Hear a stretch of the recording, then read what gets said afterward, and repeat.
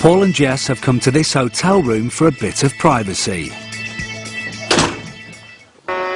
They need to set up and test their equipment before they can put their next high-tech scam into action.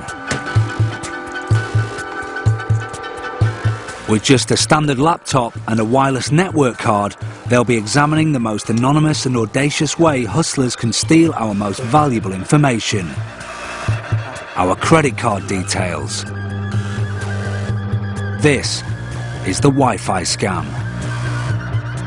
The Wi-Fi hustle is one that's fast growing in this country, unfortunately. The basic scam is a hustler can hijack a network and make it seem as if it's a different network. So for example, you have a cafe that's offering a Wi-Fi service.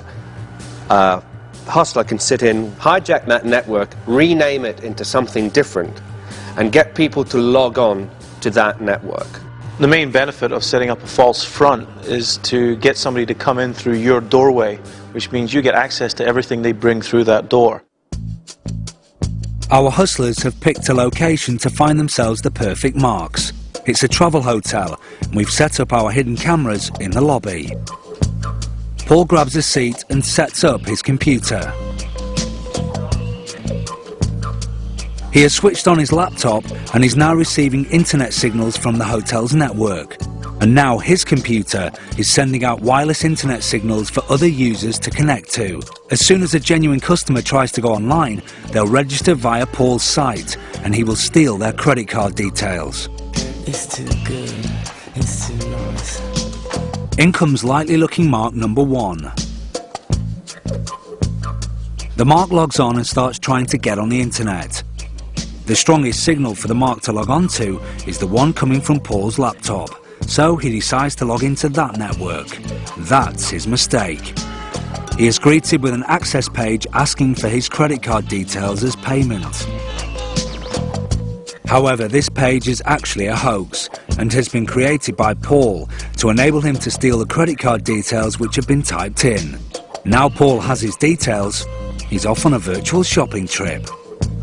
What does he fancy buying? How about this nice pool table?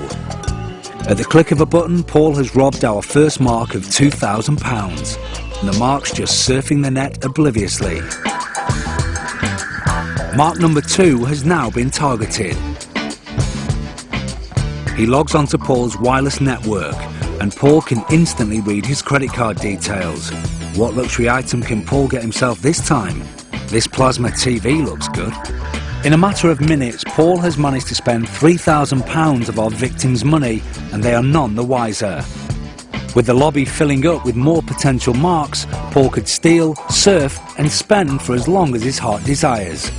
It seems like such an easy scam to become a victim of, but how can it be avoided? The simplest thing, the most important thing to remember is find out about what you're going to connect to. If you're in a hotel, what you do is you go and ask at the hotel, do you have an access point?